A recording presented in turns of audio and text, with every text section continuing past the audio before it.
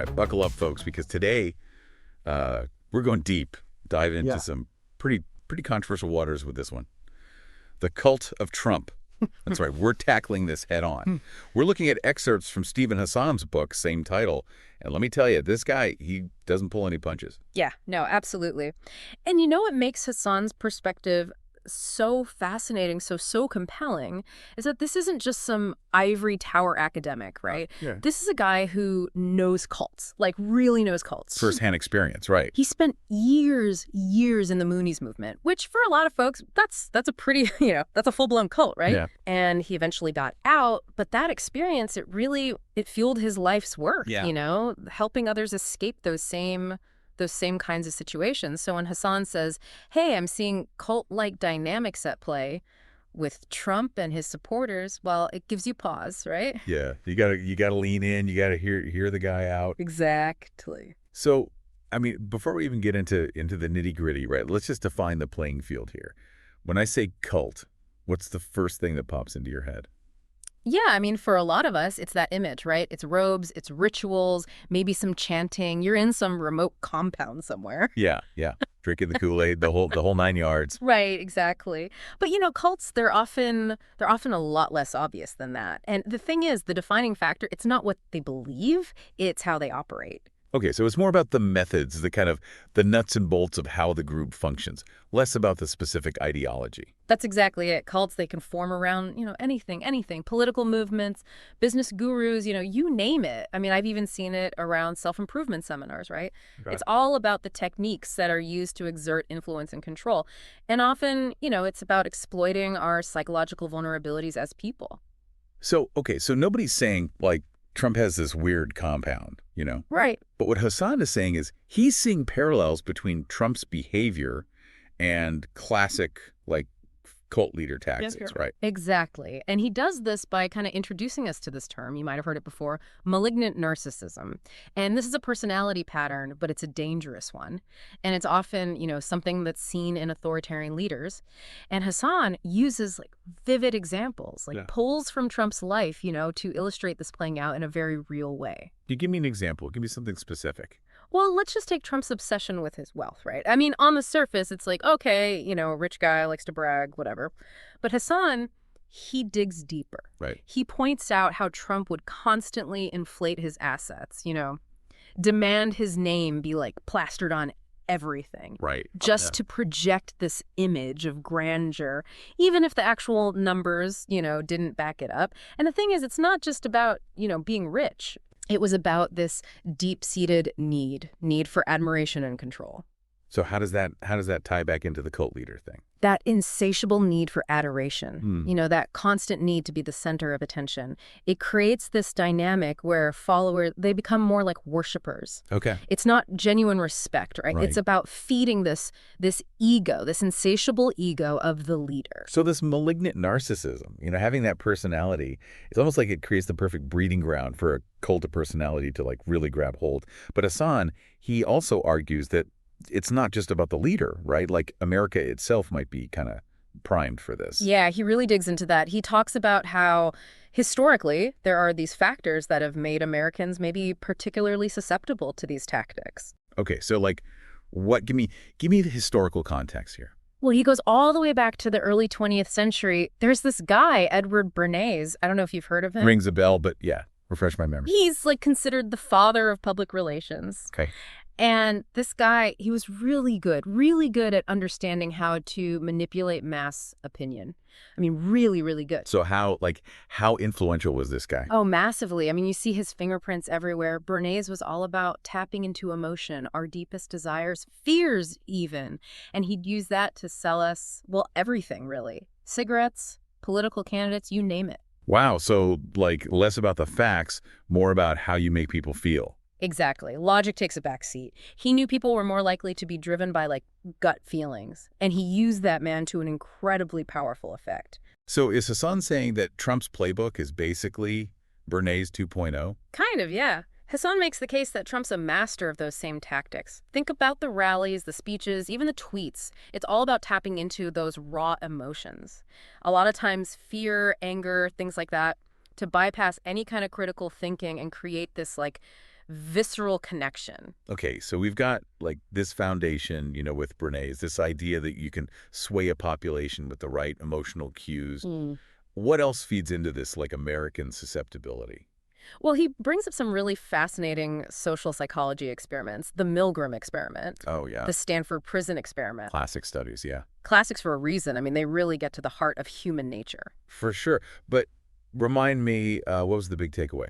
Well, Milgram, it showed how easily people will obey authority figures, right? Even when they're asked to do things that go against, like, their own moral code. Right. And then Stanford Prison, it took that even further, just how quickly people in these assigned roles, right, even if it's just like an experiment, Yeah. they can become, well, really, really cruel. Yeah, it's amazing how much our behavior can be influenced by situations, by authority figures. It's kind of terrifying. And Hassan's point is this human tendency toward conformity, especially when you've got this authority figure. It's a huge part of understanding Trump's appeal. Yeah. He cultivates this image of strength, of being above the rules. And for people who are feeling, disillusioned, afraid, that can be a very powerful draw. Yeah, no doubt. And you can't discount like the whole internet social media aspect of all this too, right? Like we're just drowning in information 24/7 now. Right. And it feels impossible sometimes to even know it's true anymore. Oh, absolutely. The information overload, the rise of these echo chambers, filter bubbles, it creates a perfect storm for misinformation manipulation. So it really is like this perfect storm, right? You've got this culture that's primed for, emotional manipulation thanks to Bernays. You've got this human tendency, we're hardwired to obey authority. And then you throw in the internet, social media, where like misinformation just spreads like wildfire. Yeah. It's kind of amazing someone like Trump hasn't come along sooner. And the thing is, it's not all, just instinct with him. Hassan, he gets into the actual tactics at play here, like the very deliberate techniques that Trump uses, to influence people. Okay, so like what? Spill the tea. What's in this this playbook? He calls it like this arsenal of influence. I like it. And some of it's like straight up persuasion 101. Okay. Like one of the big ones is it's called anchoring. And that's all about, you're linking a powerful emotion to a simple symbol or a phrase. Think like Nike, right?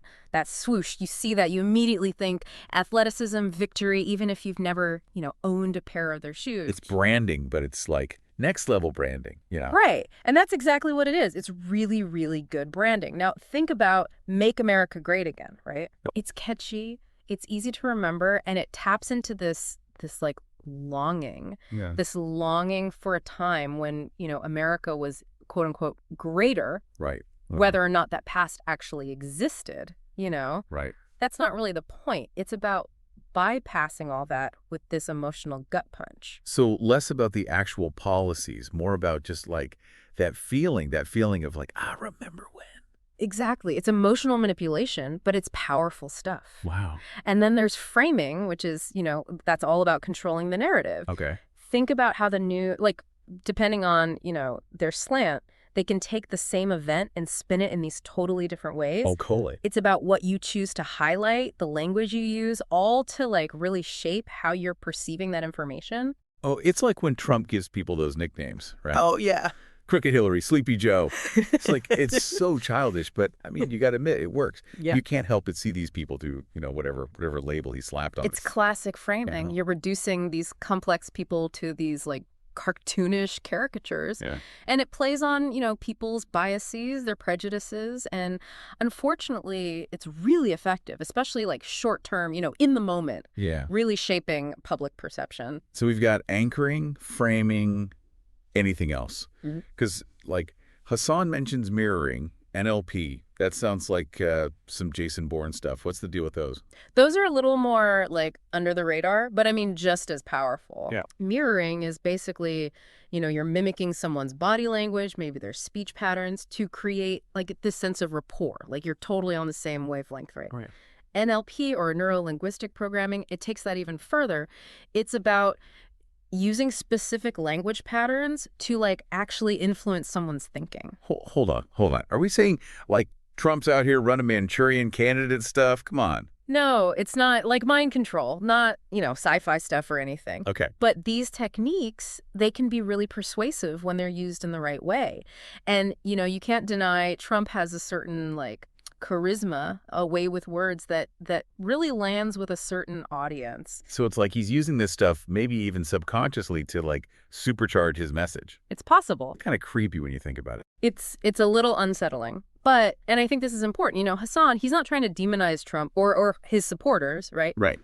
It's about awareness. Like, knowing how this stuff works, how it can be used to manipulate us, makes us, more informed. We become less susceptible. Right. There. Which is a perfect segue to, like, the bigger picture here. Mm-hmm. Because it's not just, like, Trump himself, right? It's like Hassan argues that there are these external forces, like, actively propping up this cult of Trump thing, keeping people, like, in the dark. Yeah, he talks about this web of the cult of Trump, right? It's not a web, okay. And it's made up of these interconnected groups. And, one of the most prominent, it's got to be, like, right-wing media, Yeah. especially Fox News, which often just acts as, this echo chamber, reinforcing the same narratives, feeding a very specific diet of information. Yeah, yeah. And it's like that old saying, right? If you're not paying for the product, you are the product. Right. Like, they need to keep those viewers hooked, even if it means, truth takes a back seat. Yeah, it's a dangerous game. Yeah. Because you start to erode this, like, basic trust in reliable information, right? And then you create this whole alternate reality where, facts are whatever you want them to be. And, like, we can't ignore the religion angle in all of this, right? Huge. Hassan talks about these factions within Christianity, particularly, the ones who are really, like, they see Trump as this, like, flawed but, like, chosen guy, like he's their guy, you know what I mean? Right. They become so, like, intertwined with this whole movement. It's absolutely. And he gets into groups like, the New Apostolic Reformation. okay. And they've got this, like, very specific worldview. It's like this cosmic battle between good and evil playing out. Oh. And they really believe that, like, Trump is a key player in all of this. So it adds this, like, whole other layer to his appeal with certain voters.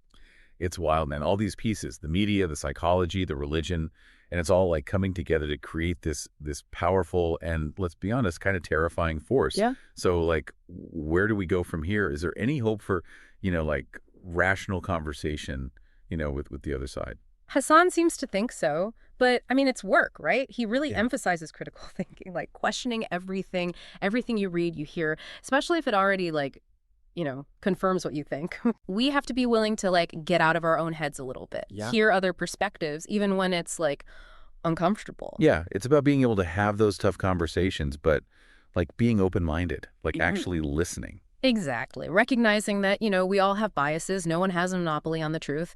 And the more we can approach it with some humility, maybe a little curiosity, the better chance we have of actually, finding some common ground. Yeah, that's, like, a big ask, especially these days. But, man, it's so important. Because if we can't even agree on, like, a basic set of facts, how are we supposed to tackle all the, like, very real problems that are, facing the country, the world even? $1 million question, right? Yeah. I think it's something we all have to, like, really wrestle with, because the stakes are, they're huge, and not just for America, but, like, democracy in general. Yeah, for sure. Well said. This has been eye-opening, for sure. But a little scary, if I'm being honest. It really makes you wonder, like, if Trump wasn't, this rich celebrity, just some guy you meet, at the grocery store or something, like, would we see the warning signs a little more clearly then? Really interesting question. And one that I hope everyone listening, really sits with for a bit. Because the stuff Hassan's talking about, these, like, dynamics, they can pop up anywhere, any level of society. It's true. It's a good reminder that we got to stay vigilant, Ask the tough questions. Don't just take things at face value. And, like, more than anything, we got to think for ourselves. If you get one thing out of this whole deep dive, let it be that. Couldn't have said it better myself. Well, on that note, we'll leave you to ponder that. Until next time, folks, keep learning, keep questioning, and keep on diving deep.